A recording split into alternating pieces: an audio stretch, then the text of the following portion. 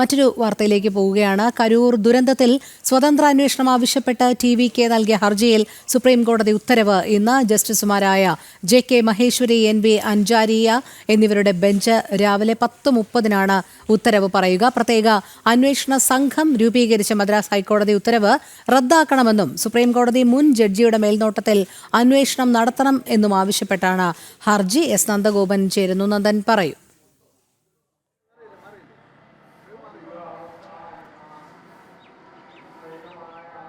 ഇന്നിപ്പോൾ ഈ മദ്രാസ് ഹൈക്കോടതി വിധിക്കെതിരെയാണ് ടി.വി.കെയുടെ ഹർജി ഇന്നിപ്പോൾ സുപ്രീം കോടതി പരിഗണിക്കുന്നത്.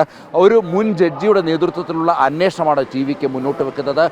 മദ്രാസ് ഹൈക്കോടതി രൂപീകരിച്ച അന്വേഷണ സംഘം അത് സുതാര്യമല്ല എന്നുള്ളൊരു വിലയിരുത്തലാണ് ടി.വി.കെ ഇതിലൂടെ മുന്നോട്ട് വെക്കുന്നത്. അതായത് അന്വേഷണം ഏകപക്ഷീയമാണ്, ടി.വി.കെ നേതാക്കളെ മാത്രം ലക്ഷ്യം വെക്കുന്നു. സർക്കാരിൻ്റെ ഭാഗത്തു നിന്നും നിരവധി വീഴ്ചകൾ ഉണ്ടായിട്ടുണ്ട്. പ്രത്യേകിച്ച് കരൂരിൽ സുരക്ഷ ഒരുക്കുന്ന കാര്യത്തിലാണെങ്കിലും അതേപോലെ തന്നെ ഇതുമായി ബന്ധപ്പെട്ട പരിപാടിക്ക് അനുമതി നൽകുന്നതിലാണെങ്കിലും സ്ഥലം സെലക്ട് ചെയ്ത് നൽകുന്നതിലൊക്കെ തന്നെ കൃത്യമായ വീഴ്ച ഉണ്ടായിട്ടുണ്ട് എന്നുള്ളതാണ് പ്രധാനമായും ടി.വി.കെ ഹർജിയിലൂടെ സുപ്രീം കോടതിക്ക് മുന്നിൽ വെക്കുന്നത്. എന്നാൽ ഇതൊന്നും പരിഗണിക്കാതെയാണ് അന്വേഷണം മുന്നോട്ട് പോകുന്നത്. സുതാര്യമായ അന്വേഷണം വേണമെങ്കിൽ മുൻ ജഡ്ജിയുടെ നേതൃത്വത്തിലുള്ള ഒരു അന്വേഷണ സംഘത്തെ നിയോഗിക്കണം എന്നുള്ള ആവശ്യമാണ് പ്രധാനമായും മുന്നോട്ട് വെക്കുന്നത്. ഇതുമായി ബന്ധപ്പെട്ട് നേരത്തെ തന്നെ കോടതി ഈ കേസ് ഹർജി പരിഗണിച്ചിരുന്നു. ഇന്നിപ്പോൾ ഈ കോടതിയുടെ ഭാഗത്തു ഇതുമായി ബന്ധപ്പെട്ട വിധിയുണ്ടാകും.